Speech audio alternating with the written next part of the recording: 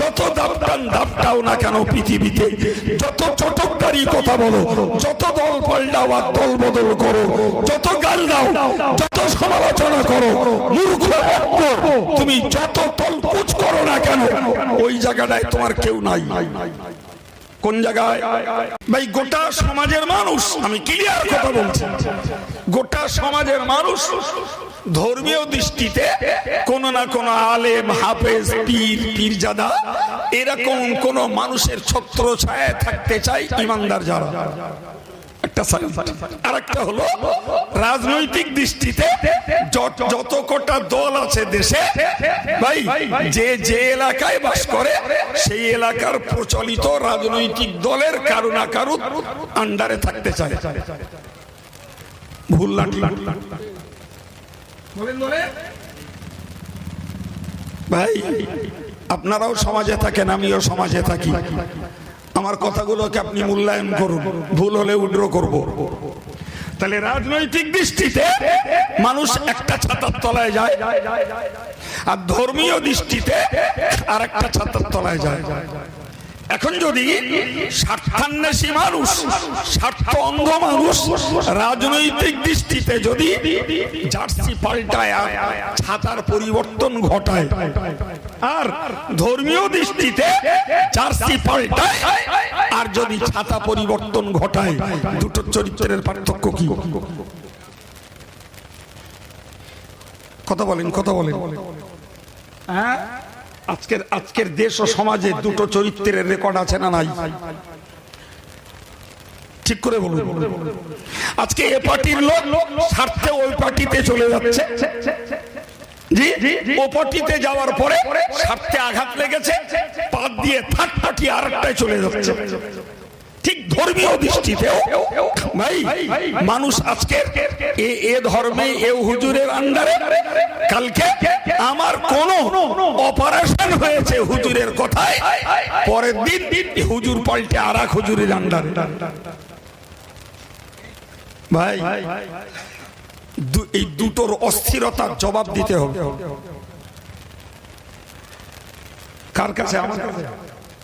কথা বলে তেলের কল ভাববেন না, তেলের কল ভাববেন না, এটা স্বাভাবিক জীবনের নিয়ম ভাববেন না, বরং ইমানদার মুসলমানের ভাবা উচিত যে আমি যে ধর্মটাকে পালন করি এই ধর্মে অস্থিরতার জায়গা নাই। এই ধর্মে কিসের জায়গা নাই? অস্থিরতা, টোলনীতি, টোকা শ্যাওলার জায়গা নাই।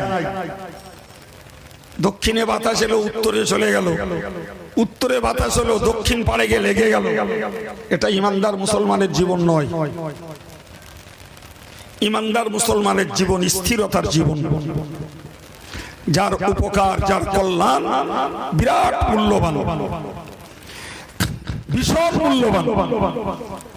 সম্মানিত ভাইরা আমার, মনে রেখে দিই, কোরআন শরীফে আল্লাহ বলেছেন ইন্নাল্লাযীনা ক্বালু রাব্বুনাল্লাহ, যারা বলে আল্লাহ আমার রব, যারা বলে মানে আমরা বলি আল্লাহর রব। কারা বলে?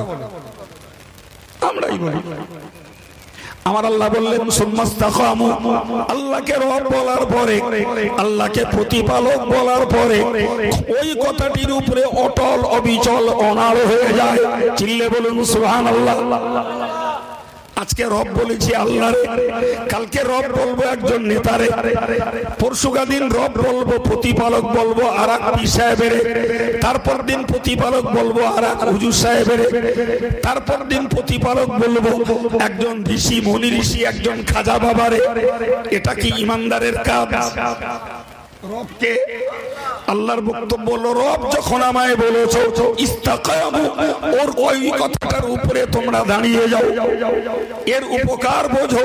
তাতানাজ্জালু আলাইহিমুল মালাইকা, মরণ দুয়ারে তুমি যখন পৌঁছে যাবে তোমার কাছে ফেরেশতা আসবে। একটু জোরে বলে।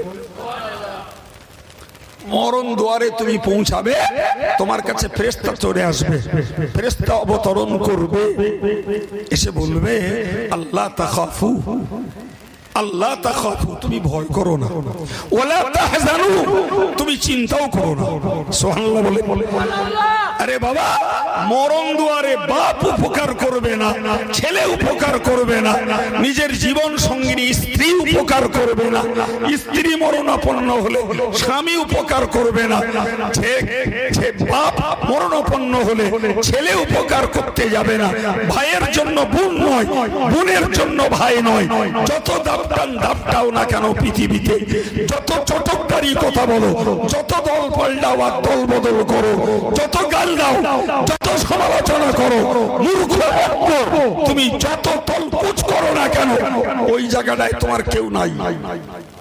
কোন জায়গায়? মরণ দুয়ারে।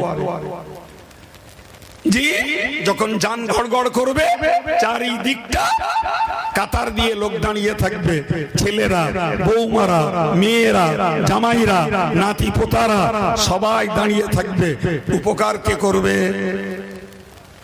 কথা বলে আছে কারণ জানা? ওই জায়গায় উপকার কেউ করতে পারে? খোদ ডাক্তার এসে হার্টবিট দেখলো, নাড়ি দেখলো, দেখে বললো ওষুধ দেওয়ার জায়গা নেই, ওষুধ দেওয়ার আর পরিস্থিতি নেই। তাহলে যিনি স্বাস্থ্যবিদ, যিনি দেহের পরিচর্যার ডাক্তার, তার ক্যালকুলেশন ফেল যে এই লোকটার আর ওষুধ ইউজ করার মতো অবস্থা আর নেই। তাহলে ডাক্তার যেখানে উপকার করতে পারছে না, সেখানে আমরা সাধারণ মানুষ কি উপকার করব? ওই সময় ফেরেশতা পাঠাবো, ওই সময়। আর ফেরেশতা এসে ওই লোকটাকে বলবে, আল্লাহ তাখাফু ওয়ালা তাহজানু, তুমি ভয় পেও না, চিন্তাও করো না, তোমার ভয়ও নাই, চিন্তাও নাই। ওয়া আবশিরু বিল জান্নাতিল্লাতী কুনতুম তুআদুন, সুসংবাদ গ্রহণ করো ওই জান্নাতের, যে জান্নাত দেওয়ার জন্য ওয়াদা করা হয়েছিল, ওই জান্নাত তুমি পেয়ে যাবে। সুবহানাল্লাহ। এখন বলে, জীবনের স্থিরতার দরকার আছে না নাই? স্থিরতা যদি অর্জন করতে পারি, লাভটা মরণ দুয়ারে পাবো, মৃত্যুর আগে জান্নাতের শুভ বার্তা, জান্নাতের সুসংবাদ। সুবহানাল্লাহ। তাহলে স্থিরতার প্রয়োজন বাবু। তাহলে আমাকে মনে রাখতে হবে যে অস্থিরতা ইসলামের কাছে বরদাস্ত হয় না। যদিও বলতে পারে কেউ রাজনৈতিক স্তরে কোন দল অত্যাচার করছে, ফলে আমি অত্যাচারী থেকে বেরিয়ে আসার জন্য আরেকটা যারা অত্যাচারী নন ও দলে ঢুকতে পারি, তার চারিত্রিক দোষ দেখে। ভাই ওটা ভিন্ন জিনিস, কিন্তু ইসলামের মূলটার তো কোনো অস্থিরতা নেই বাবা, কোনো অস্থিরতা নেই। অস্থিরতা কোথায়? জি, অস্থিরতা একটা জায়গায়, সেটা হলো কি, আমি আব্দুল কাইয়ুমকে ভালোবাসি, আব্দুল কাইয়ুমকে আমার ধর্মীয় নেতা বলে মানি। যদি দেখি কাইয়ুম সাহেব মিথ্যাবাদী হয়েছে, কাইয়ুম সাহেব দেখছি ঠকবাজ হয়েছে, কাইয়ুম সাহেব প্রতারণা করছে, কাইয়ুম সাহেব দেখছি হারামখোর, হারাম খাচ্ছে, কাইয়ুম সাহেব দেখছি পয়সার লুবি হয়ে গেছে, কাইয়ুম সাহেব দেখছি চরিত্রহীন হয়ে গেছে, চরিত্র ঠিক নেই, কাইয়ুম সাহেব দেখছি ভণ্ডামি করে টাকা লুটছে, কাইয়ুম সাহেব দেখছি নারীবাস তৈরি হয়েছে। জি, আপনি আপনার মূল আমলে স্থিরতা থাকুন, ব্যক্তিটাকে পাল্টে ফেলুন, ব্যক্তিটাকে পাল্টে ফেলুন। জি, কিন্তু কাইয়ুম সাহেব যদি ভাই তার আপন চরিত্রে, আপন নীতিতে, কোরআন হাদিসের পক্ষে ঠিক থাকে, তাহলে আপনার স্বার্থে আপনি আজকে বদল করবেন, কালকে চার দোকানে গালির ফোয়ারা ছোটাবেন, খবর খারাপ বলো, কদিন বাঁচ পাবা? কাইয়ুম সাহেব গাল দেয় না, তুমি যেটা পারো কাইয়ুম সাহেব ওটা পারে না। এই কথা বুঝতে পারেন না?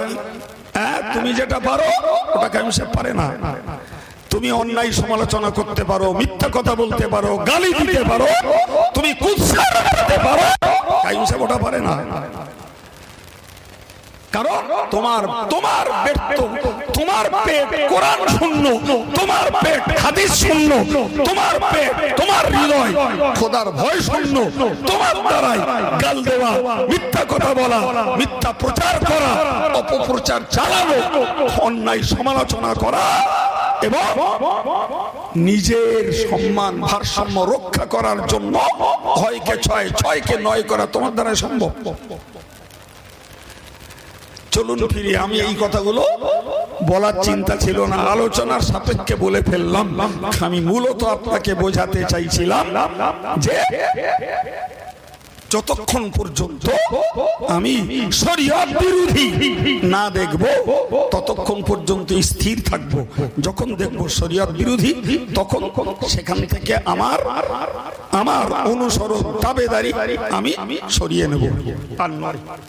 এতদিন ছিলাম ঠিক ছিল। সম্মানিত ভাইরা আমার, এর পক্ষে শরীয়তে এর পক্ষে একটি জ্বলন্ত হাদিস রয়েছে। আল্লাহ পাকের নবী বলেছেন, আল্লাহ পাকের নবী বলেছেন, আল হুব্বু ফিল্লাহি ওয়াল বুগদু ফিল্লাহি। আল হুব্বু ফিল্লাহি অন্য হাদিসের একই অর্থ অন্য বর্ণনা।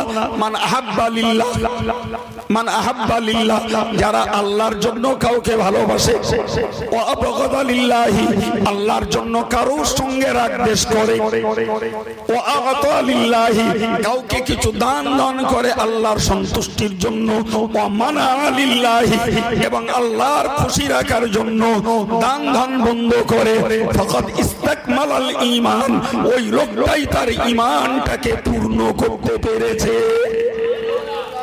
সুতরাং সমাজের প্রত্যেকটা ভাই আর মা বোনকে মনে রাখতে হবে, আমি কাউকে ভালোবাসলে আল্লাহর জন্য বাসবো। যখনই দেখবো লোকটা আল্লাহর দ্বীনের দুশমন, আমি আমার অন্তর থেকে তার ভালোবাসা বার করে দেবো, দূর করে দেবো। যখন দেখবো কার সঙ্গে রাগ করবো, তো আল্লাহর জন্যই করব, আল্লাহর জন্য করব।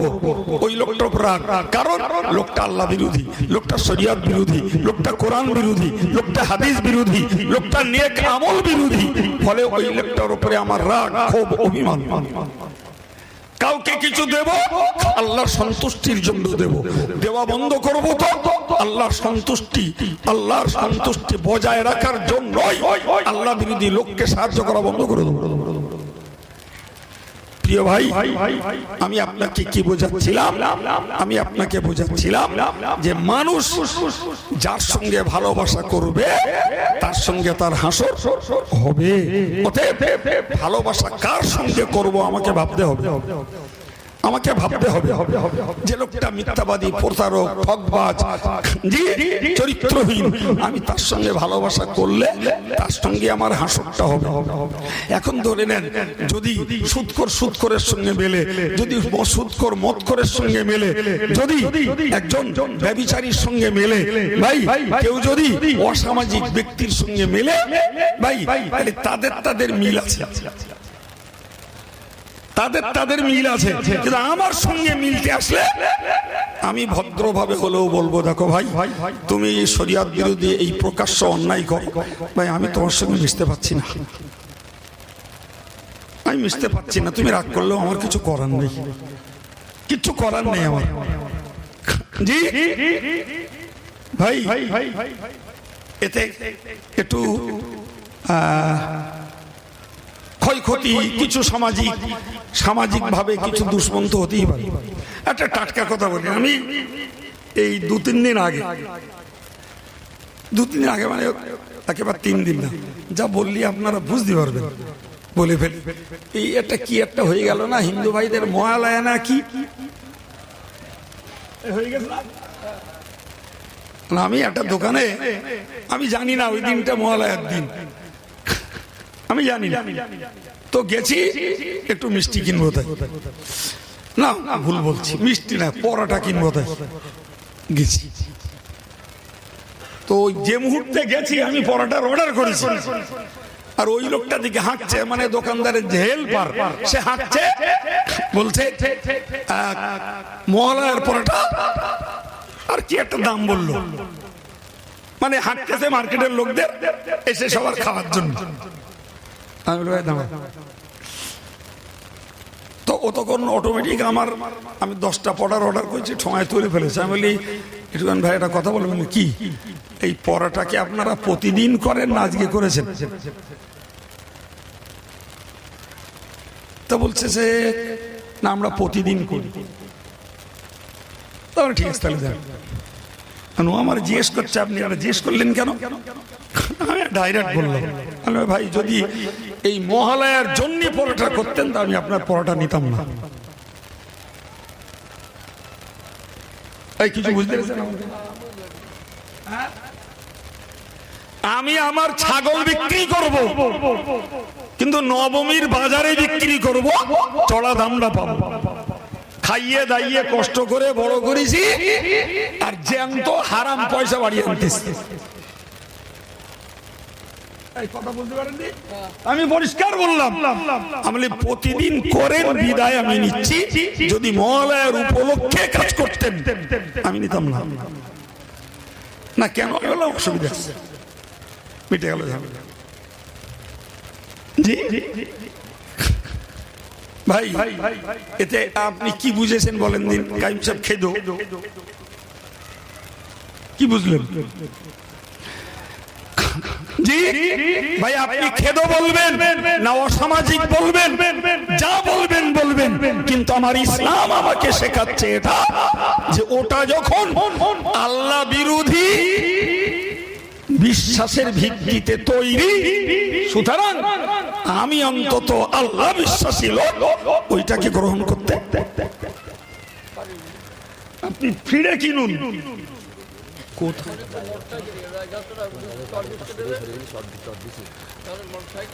ভাই যাদের মোটরসাইকেল রয়েছে একটু যদি সরিয়ে সাইডে নেন তাহলে ওখানে চট বিছাবে।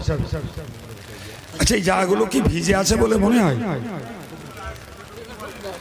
তার ভিজে যদি না থাকে ভাই, সামনে অনেক অনেক জায়গা আছে, একটু এগিয়ে আসুন না বাবা, একটু এগিয়ে আসুন। ভিজে থাকলে বসতে বলা আদৌ ঠিক না, একটু এগিয়ে আসুন। উঠুন উঠুন, একটু একটু উঠে এগিয়ে আসুন। কি আছে, শীতকাল তো নয় রে বাবা, গরম তো। একটু একটু ফাঁকা জায়গাগুলো একটু পূরণ করুন, একটু একটু পূরণ করে বসুন। পিছনে কিছু জায়গা খালি হয়।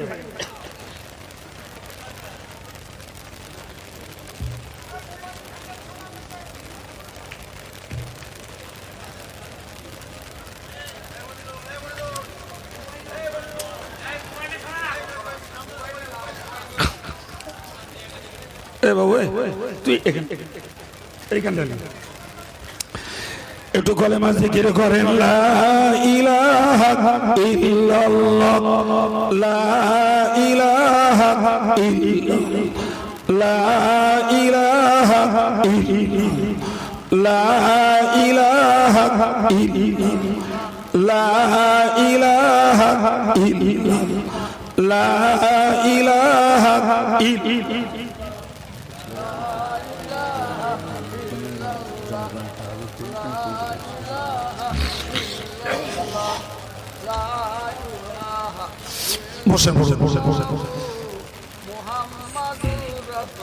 সম্মানিত ভাইরা, তো আমি আপনাদেরকে শোনাচ্ছিলাম, একটা মন তৈরি করুন যে আমি মুসলমান, আমার ইসলাম ধর্মের একটা নির্দিষ্ট আমল আছে।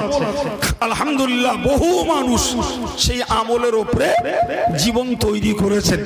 আমার আলোচনা হলো বাকি জীবনটা ওর উপরে স্থির থাকা। আমরা অস্থির হব না, এটা আমার আলোচনা। ভাই আমি আপনাকে কোরআনের আয়াত শুনিয়েছি যে যারা প্রকৃতপক্ষে ইসলামী বিধি বিধানের উপরে নিজের জীবনটাকে স্থির রাখবে, মৌতের পূর্বে আল্লাহ পাকের ফেরেশতা আল্লাহ পাঠিয়ে দিয়ে তাদেরকে সুসংবাদ শুনিয়ে দেবেন যে তোমরা জান্নাতের সুসংবাদ গ্রহণ করো। সুবহানাল্লাহ। আমি ব্যাপারটা বোঝানোর জন্য আপনাদেরকে শোনালাম এই কথাটিও, যে আমি একজন ইমানদার মুসলমান, সুতরাং আমি কখনো সুবিধার্থে আমি ইসলামী হুকুম আহকামের বিপরীত কর্ম করতে পারি না। এতটুকু চিন্তা নিয়েই আমার পাটা বাড়ানো উচিত। তা না হলে ইবলিস তো আছেই আমাদেরকে বিভ্রান্ত করার, আমাদের ভিতরে অস্থিরতা তৈরি করার, ভাই আমাদেরকে অসৎ সঙ্গে জুড়ে দিয়ে, মিলিয়ে দিয়ে, মিশিয়ে দিয়ে আমার ঈমান ইসলাম আমলের ক্ষতি করার। যদি এই চেতনাটা আমাদের থাকে তাহলে অন্তত পক্ষে আমাদের কষ্ট উপার্জিত ধর্মীয় আমলগুলোকে ইবলিস ক্ষতি করতে পারবে না। আমরা যদি সাদামাটা হয়ে যাই, শক্ত যদি না হয়, তাহলে খুব সহজেই ইবলিস আমাদেরকে ক্ষতি করে দেবে। চলুন ফিরে আমি আপনাকে কি বোঝাচ্ছিলাম, সেই গোড়ায় ওয়াজ শুরু করেছিলাম যে ইসলামকে জানার তিনটে পথ। নাম্বার 1 হলো সঙ্গলাভ। নাম্বার 1 কি? সঙ্গলাভ। সেই সঙ্গটা আমার যদি ভালো হয় আর বাকি জীবনটা যদি ভালো সঙ্গের সঙ্গে জুড়ে থাকতে পারি, তাহলে আমার ইহকালও শান্তির, পরকালও মুক্তির। বলুন ইনশাআল্লাহ। সেই সঙ্গের তথ্য দিলাম যে তুমি যারে ভালোবাসবে তার সঙ্গে হাসর হবে।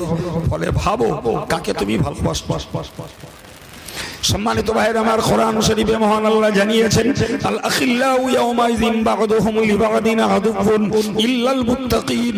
মহান আল্লাহ কোরআন পাকে ব্যক্ত করেছেন, মনে রেখে দাও, আল আখিল্লাউ বা'দুহুম, আল আখিল্লাউ বা'দুহুম লিবা'দিন, বন্ধুরা একজন অপরের বন্ধু,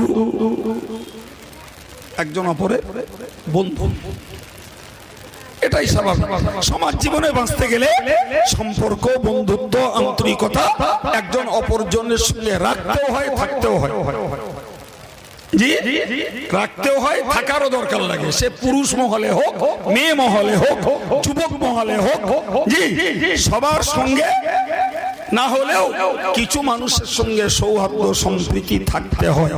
কিন্তু আল্লাহ পাকের কোরআনের বক্তব্য হলো যে তোমার বন্ধুত্ব যদি হয় পার্থিব বন্ধু, তোমার বন্ধু যদি হয় দুনিয়াবি বন্ধু, তোমার বন্ধু যদি হয় তোমার অশৈলভ অপকর্মের শেল্টার দেওয়া বন্ধু, আছে না নাই?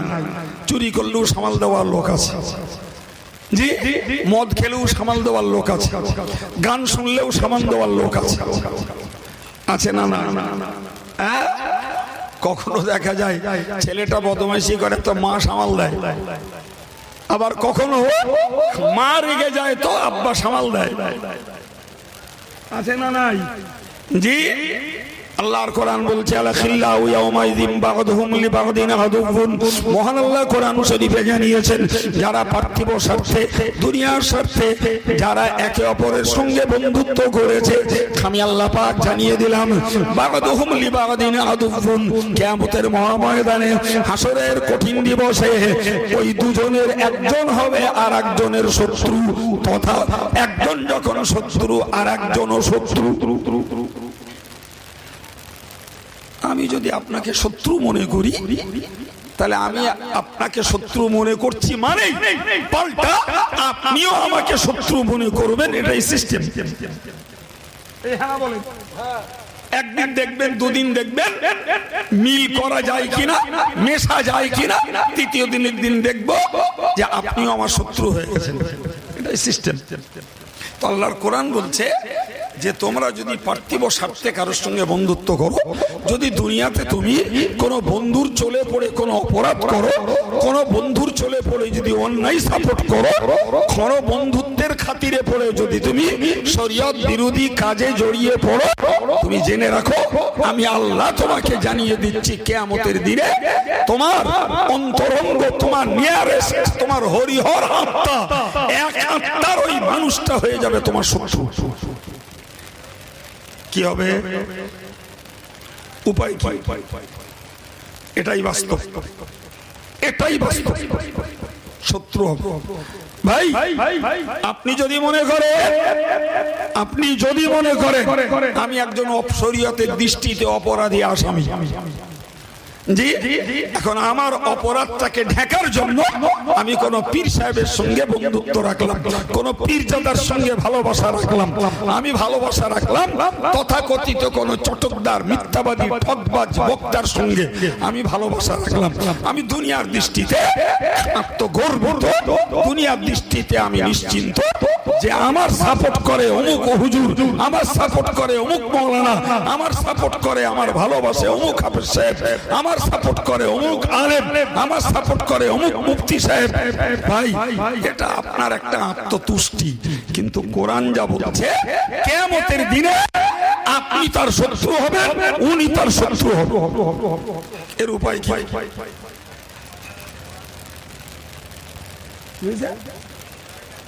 ও আচ্ছা, এই ডেকোরেটর ভাই আপনি কোথায় আছেন? একটু এখানে আসুন। একটা লাইট ধোঁয়াচ্ছে, তার মানে হলো হয়তো কোথাও শর্ট হচ্ছে, কোনো লিকেজ আছে, একটু দেখুন। যদিও কিচ্ছু হবে না, হতে ওরম হয়, তবুও ভাই বলেছেন ঠিকই আছে। ডেকোরেটর ভাই একটু এসে দেখুন। ভাই খুব খেয়াল করে আমার কথাটা নেন, আমি কোরআনটাকে বাস্তবের পক্ষে, বাস্তবের চোখে বোঝাচ্ছি। জি ভাই, বিশ্বাস করুন, আমরা আগেই বলেছি না, রাজনৈতিক দৃষ্টিতে আর ধর্মনৈতিক দৃষ্টিতে প্রত্যেকটা লোক চায় একটা রাজনৈতিক ছায়ার তলে থাকতে আর একটা ধর্মনীতির ছায়ার তলে থাকতে। এখানে না হয় ওখানে, ওখানে না হয় সেখানে, একটা জায়গায় থাকতে চায়। জি, কিন্তু মনে রাখুন, কোরআন বলছে যে হবে একে অপরের দুশমন, একে অপরের শত্রু।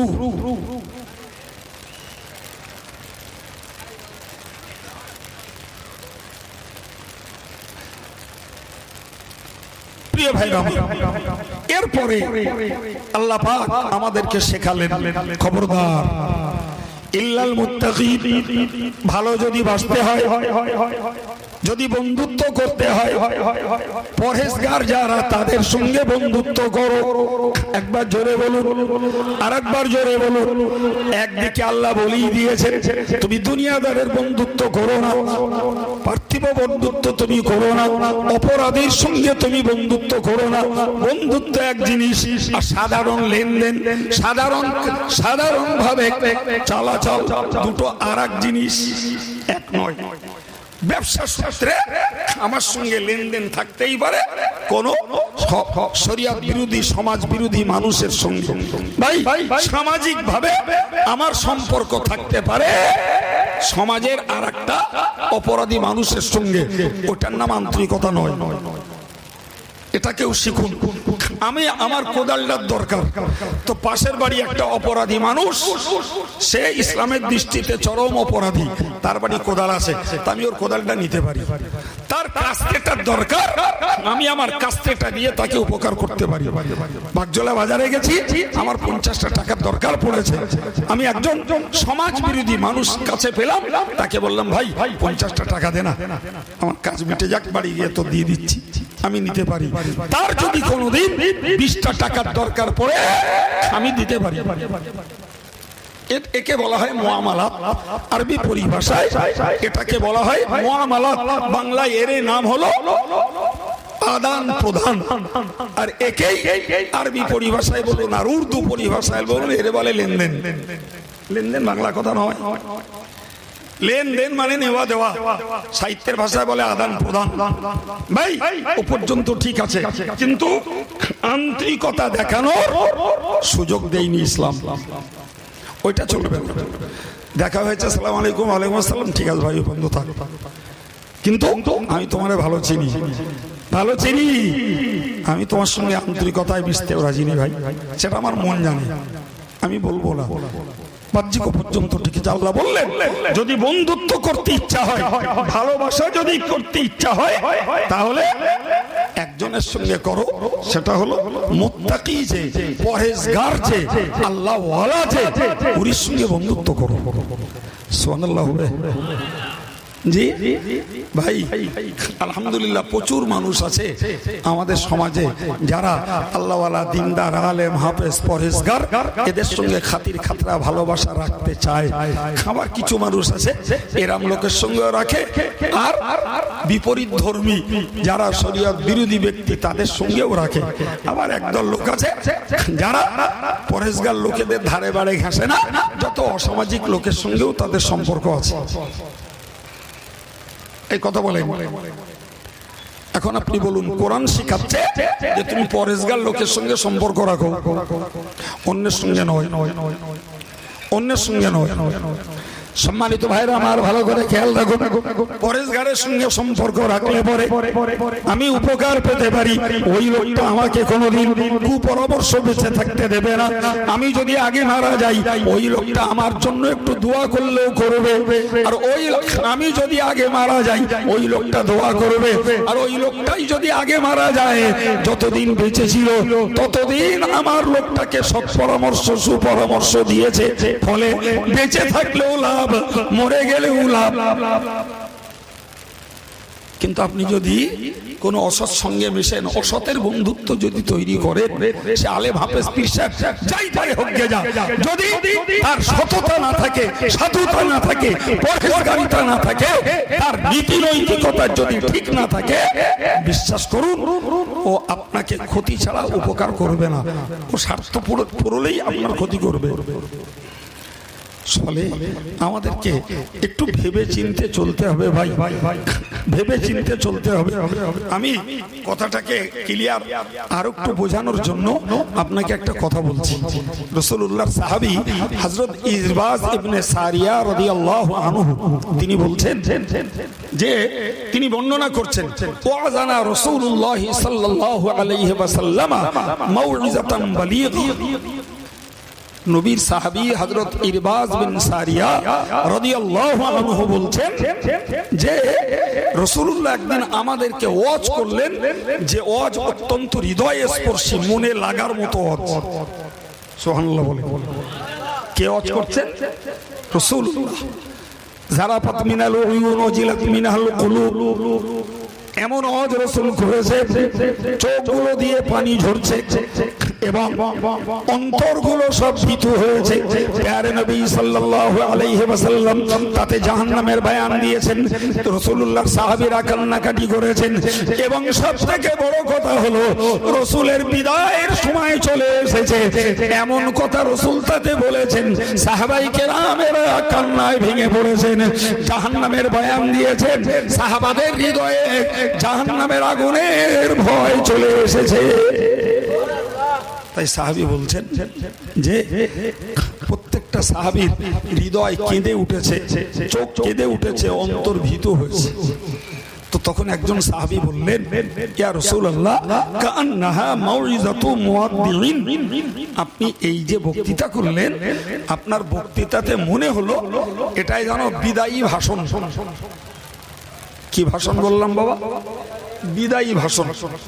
জি, একটা মানুষ যদি এক জায়গায় এসে কিছুদিন থাকার পরে যদি বিদায় নেন, তো যার সঙ্গে তার পরিচয় পরিচিতি তাদেরকে ডেকে ঢুকে যাওয়ার আগে একটা ভাষণ দিয়ে যান, একে বলা হয় বিদায়ী ভাষণ।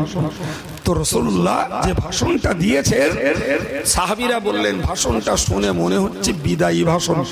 ওই বিদায় তো এখান থেকে ওখানে যাওয়া, তার মানে রাসূলুল্লাহ দুনিয়া ছেড়ে পরকালে যাবেন, এমন ইঙ্গিত রাসূলের বক্তব্য থেকে পাওয়া গেছে। কথা ক্লিয়ার? তার মানে বিদায়ী ভাষণ মানে দুনিয়া ছাড়ার ভাষণ। সম্মানিত ভাইরা আমার, সাহাবায়ে কেরাম রিদওয়ানুল্লাহি তাআলা আলাইহিম আজমাইন ওই সময়ে বলেছিলেন, ইয়া রাসূলুল্লাহ, ইয়া হাবিবাল্লাহ, হুজুর আপনার কথা শুনে বুঝছি আপনি বেশি দিন আমাদের মাঝে আর থাকবেন না। ফাউসিনা ইয়া রাসূলুল্লাহ, ও আল্লাহ পাকের হাবিবি, আপনি আমাদেরকে কিছু ওসিয়ত করুন, আমাদের কিছু অন্তিম উপদেশ দেন, আমাদের কিছু উপদেশ দেন, যে উপদেশগুলোকে আমরা আপনার অবর্তমানেও আমল করতে পেরে আল্লাহ পাকের সন্তুষ্টি লাভ করব। সুবহানাল্লাহ। নবী আমার বলেছিলেন সেই সময়ে, ও সাহাবীরা, আমি তোমাদেরকে উপদেশ দিচ্ছি, উসিকুম বিতাকওয়াল্লাহি, তোমাদের জন্য আমার প্রথম উপদেশ হলো, আমি তোমাদেরকে প্রথম উপদেশ দিচ্ছি, তোমরা আল্লাহকে ভয় করো। কি করো?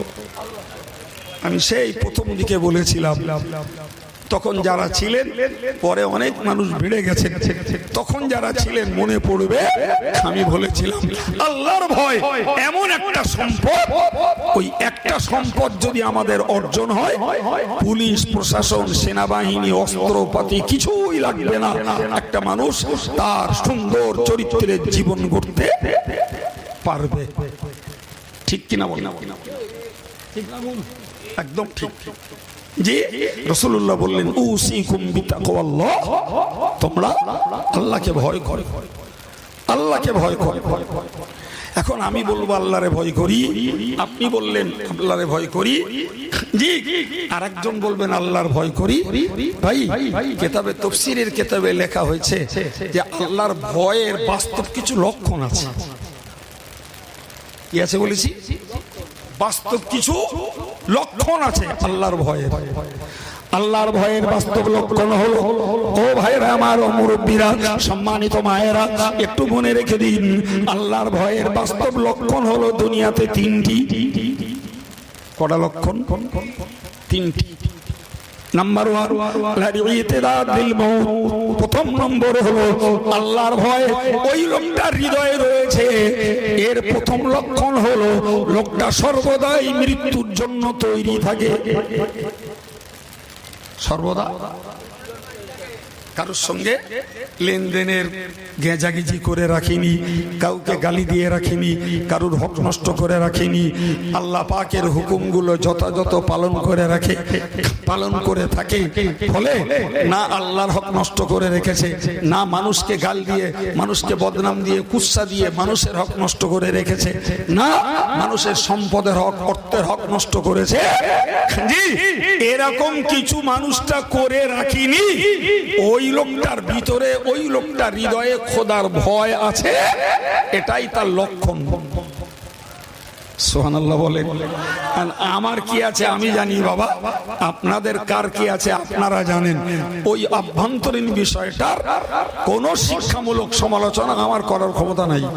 আমি থিওরিটিকে বলছি, যার ভিতরে আল্লাহর ভয় আছে সে তার আখলাকে, আমলে, আচরণে, ইবাদতে সবসময় স্বচ্ছ, সবসময় কি আল্লাহর হুকুমেও ঘাটতি করে না, বান্দার হক নষ্ট করেও দায়ের বোঝা ঘাড়ে রাখে না।